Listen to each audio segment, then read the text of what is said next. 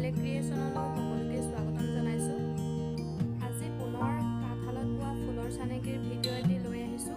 আশা কৰিছোঁ ভিডিঅ'টো চাই আপোনালোকে ভাল পাব। এইপাহ গছ ফুলৰ চানেকি হয়। সাধাৰণতে এইবিলাক মেখেলা চাদৰ বা চিংগুল মেখেলাত বচা হয়। এপাহ আপোনালোকে 2টা বা 3টা কালাৰ ব্যৱহাৰ কৰি ফুলপাহ বাচিব পাৰিব। আপোনালোকে ফুলপাহত বেলেগ কালাৰ আৰু ডাল আৰু পাতত বেলেগ কালাৰ আৰু ফুলৰ মাজৰ পাহিটোত বেলেগ কালাৰ দিব পাৰিব। এইপাহো গছ ফুলৰ চানেকি হয়।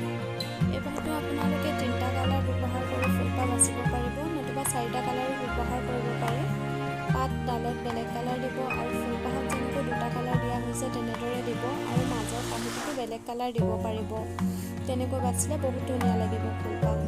এই ফুলপাহ সাধাৰণতে দৰা বৰণৰ গামোচা বা ডাঙৰ ফুলৰ গামোচাৰ মাজত দিয়া হয় আৰু আগৰ যিকেইটা পুলি দিয়া হয় তাতো এইপাহ বাছি দিব পাৰে। আৰু গামোচাৰ যিটো আপোনালোকৰ আঁচু হয় তাতো আপোনালোকে এই ফুলপাহ দি দিব পাৰিব। তেনেকৈ দিলেও ধুনীয়া লাগে। আমি সাধাৰণতে গামোচাৰ মাজতে এইটো ব্যৱহাৰ কৰোঁ। এইপাহো এপাহ গছ ফুল হয়, মেখেলা চাদৰত ফুল বাচিব পৰা যায়। ইয়াতো আপোনালোকে 2টা বা 3টা কালাৰ ব্যৱহাৰ কৰিব পাৰিব। কলিকেইটা বেলেগ ৰং দিব পাৰিব আৰু ফুলৰ বেলেগ ৰং দিব পাৰিব। সেইদৰে পাত আৰু ঠাৰিটো বেলেগ ৰং দিব পাৰিব। মোৰ চেনেলত আগতেও এনেকুৱা বহুত ধৰণৰ ফুলৰ চানেকি দিয়া হৈছে। যদি আপোনালোকে ফুলৰ চানেকি চাব বিচাৰে মোৰ চেনেলটো চাব পাৰিব। আশা কৰিছোঁ আপোনালোকে ভিডিঅ'টো চাই ভাল পালে। যদি ভাল পালে লাইক কমেণ্ট কৰিব আৰু মোৰ চেনেলত যদি নতুন হয় চেনেলটো ছাবস্ক্ৰাইব কৰি দিব।